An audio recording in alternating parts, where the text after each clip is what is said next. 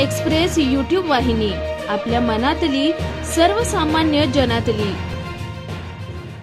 नुकतेच अमित शहा यांची संसदेत विरोधकांवर आगापाखड करताना जीभ घसरून आंबेडकर नाव घेणं ही फॅशन झाल्याचं कुचेष्टेने ते म्हणाले। त्याऐवजी एखाद्या देवाचं नाव इतका वेळ घेतलं असतं तर स्वर्गात जागा मिळेल। यावर अमित शहा आणि भाजपाकडून सारवासारव करण्यात आली।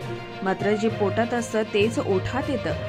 भाजपा आणि RSS यांनी कितीही आंबेडकरी गोडवे गायले तरीही बाबासाहेबांबाबतचा द्वेष लपून राहिलेला नाही।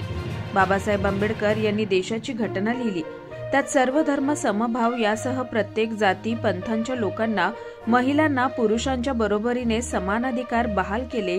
याची अडचण पूर्वीपासून RSS सह त्यांच्या सर्व संलग्न संघटनांना चीड आहे। त्यामुळेच संविधान बदलणार असल्याचं पिल्लू सोडलं जात आहे। बाबासाहेब आंबेडकर यांनी अन्यायकारक मनुस्मृतीची जाहीर होळी केली, याचे सल पण त्यांच्या मनात आहेत। केवळ बाबासाहेब आंबेडकर यांचे संविधान बदलणार असल्याचे भाजपाचा एक खासदार जाहीरपणे बोलला आणि त्यात मोदी करिश्माचे ढोल बडवणाऱ्या भाजपाला इतर विरोधी कुबड्या घेऊन पक्ष फोडून कसेबसे केंद्रात सरकार बनवता आले। संपूर्ण देशात बाबासाहेब आंबेडकर हे चलनी नाणे असल्याचं काँग्रेसला पण कळालं। त्यामुळेच त्यांनी गांधी, नेहरू यांचे नाव सोडून बाबासाहेब आंबेडकर यांच्या नामाचा जप सुरू केलाय। केवळ राजकीय फायदा म्हणून सध्या काँग्रेस प्रणित महाविकास आघाडी आणि भाजपा महायुती यांच्या सोयीचे असलेले बाबासाहेब यांची काही भाषणे, लेख यांची तोडमोड करून मांडणी करतायत आणि दलित बहुजन समाजाला गळाला लावण्याचं काम सुरू असतात। बाबासाहेब आंबेडकर यांचेच विचार हे शतकोशतके येणाऱ्या पिढीला व देशाला तारणारे आहेत। बाबासाहेब आंबेडकर हे सच्चे देशभक्त होते। मनुस्मृतीच्या जाचक नियमानुसार ते ज्या जातीत जन्मले ती सर्वात हीन म्हणून त्यांच्यावर खूप अन्याय झाला। त्यांची सावली स्पर्श विटाळ मानला जायचा।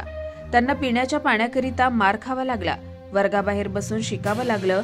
तेथील माठातील पाणी जे शाळेच्या मुलांकरिता पिण्याकरिता असायचं ते बाबासाहेबांना निषिद्ध होतं। एवढा अपमान सहन करून त्यांनी उच्च शिक्षण घेतलं। बाबासाहेब आंबेडकर हे त्यांच्या काळात भारतात सगळ्यात जास्त उच्च शिक्षित होते आणि त्यांनी प्रत्येक पदवी ही अपार कष्टातून मिळवली।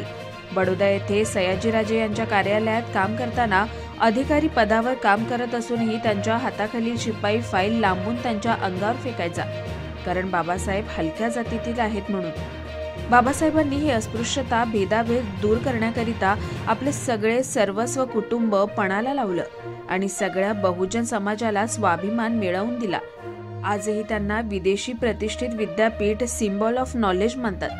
त्यांनी केवळ आपल्या समाज बांधवावरच नाही तर तमाम मानवजातीवर उपकार करून गेलेत। ज्यावेळी त्यांना देशाचं संविधान लिहिण्याची जबाबदारी मिळाली त्यावेळी त्यांनी सवर्ण, उच्च वर्णीय अथवा पिढ्यानपिढ्या प्रस्थापित समाजावर सूड उगवला नाही, तर त्यांना संविधानात समान अधिकार आणि संधी उपलब्ध करून दिल्या। आज एक OBC समाजातील विस्थापित आणि कोणताही कौटुंबिक राजकीय वारसा नसलेले नरेंद्र मोदी देशाच्या पंतप्रधान या सर्वोच्च पदावर विराजमान झाले, अथवा एक महिला आदिवासी समाजातील द्रौपदी मुर्मू देशाच्या राष्ट्रपती आहेत व रिक्षावाला गरीब शेतकरी कुटुंबातील एकनाथ शिंदे मुख्यमंत्री होऊ शकले, याचे कारण बाबासाहेब आंबेडकर यांनी घटनेत दिलेल्या समान संधीमुळेच। काँग्रेस, अमित शहा अथवा भाजपा, RSS यांनी बाबासाहेब आंबेडकर यांचे महत्त्व कमी करण्याचा सातत्याने प्रयत्न केला। मात्र सूर्यापेक्षा प्रखर तेज असलेले बाबासाहेबांचे व्यक्तिमत्व आणि गंगेपेक्षा निर्मल चरित्र असल्याने ते हतबल आहेत। आज केवळ बाबासाहेब आंबेडकर या नावाने लाखोंची गर्दी जमते।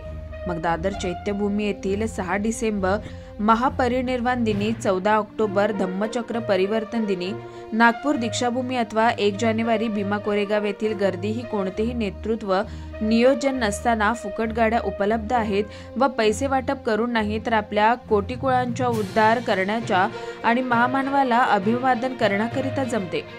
अमित शहा यांनी केवळ पदावर बसले तर सत्तेची हवा डोक्यात घुसली म्हणून उन्मत्तपणे उपहासात्मक न बोलता अंतर्मुख होऊन बाबासाहेब वाचले तर कळतील।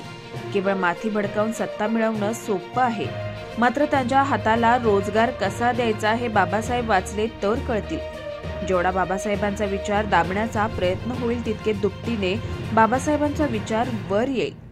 श्याम कुसुमबाई बुधाजी उबाळे।